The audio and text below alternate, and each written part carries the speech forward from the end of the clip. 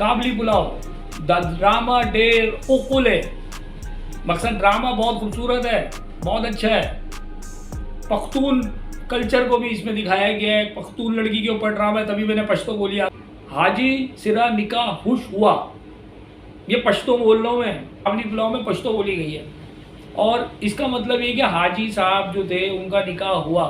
कैसे हुआ, किससे हुआ, ये सब बातें मैं बताऊंगा आपको। बारबीना से निकाह हुआ, इसके बारे में बताऊंगा। इससे पहले मेरे चैनल को लाइक करें, डेयरिंग एडवोकेट को सब्सक्राइब करना ना भूलिएगा, अपनी मोहब्बत का इज़हार कीजिएगा। ऐसी लड़की के ऊपर ये स्टोरी घूमती है, सबरीना फारूक। ये जो तेरे बिन के अंदर जो थी हया, ये वो इसमें बनी है बारबीना काबली पुलाव में। लड़की के साथ जो लाइफ के अंदर जो प्रॉब्लम्स क्रिएट होते हैं, यानी कि किसी बड़ी फैमिली के अंदर के मसले मसाइल नहीं दिखाए। बेचारी वो लड़की एक पख्तून घराने से जिसका ताल्लुक होता है, उसके साथ कुछ इंसिडेंट हो जाते हैं लाइफ के अंदर। जो इंसिडेंट कैसे होते हैं, जो इंसिडेंट वो होते हैं जो उसके शौहर की डेथ हो जाती है और नहीं होता, उसका बेवा हो जाती है।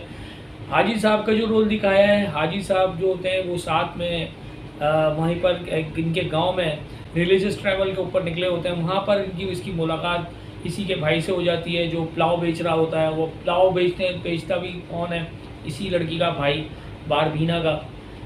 हाजी साहब भाई उसको वहाँ बताता है कि मेरी बहन ऐसे ऐसे है और वो कोई रिश्ता करने वाला कोई नहीं है। ज़ाहिर है वो बेचारी बेवा है और बेवा के साथ रिश्ता तय करने से पहले लोग काफ़ी ज़्यादा चीज़ें सोचते समझते हैं कि भाई क्या है क्या नहीं, बड़े मामला है। यानी कि मस्जिद तक में अनाउंसमेंट हो जाती है।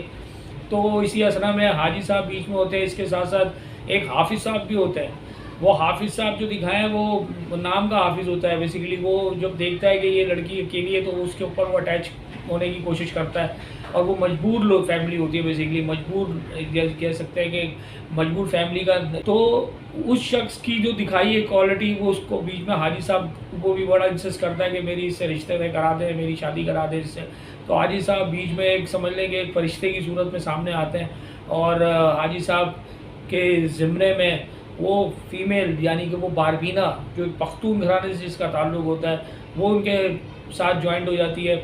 निकाह हो जाता है। निकाह भी बड़ा ड्रामेटिक सीन में होता है इसका। और ड्रामेटिक सीन जो दिखाया है वो इस तरीके से दिखाया है कि ये यहाँ से उसके गांव से फिर अपनी फैमिली में लेके जाते हैं। हाजी साहब के बच्चे भी जवान हैं, उनकी बेटियाँ भी जवान हैं। हाजी साहब की बेटियाँ भी जवान हैं और एक की तो मंगनी होने वाली है, बल्कि एक की शादी होने वाली है। तो हाजी साहब फुल फ्लैश यानी कि गाड़ी में बिठाते हैं, चल मेरा भाई सीधा सीधा अपने घर। अब घर में लेके आते हैं तो भाइयों का सारा मामला, फिर वो चीज़ें, फिर उसका पख्तून घराने का उसका एक स्टैंडर्ड है। ज़ाहिर है वो वहाँ रही है, पली बड़ी है, तो उसका जहन में वो सारी चीज़ें हैं, किस तरह उठती थी, बैठती थी, सोती थी, जागती थी, वो सारी चीज़ें उसके साथ वो चलती रही हैं। तो वो किस तरीके से एडजस्ट कराते हैं हाजी साहब उसको वहाँ पर।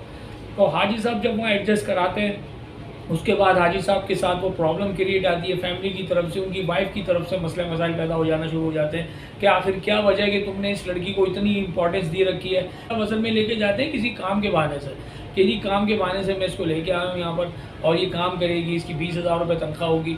तो इस तरीके से झूठ मूठ बोल के, ज़ाहिर उनकी एज इतनी हो गई है तो वो बेचारे वही, तो और उनसे तकरीबन 30 साल वो लड़की छोटी होती है हाजी साहब से।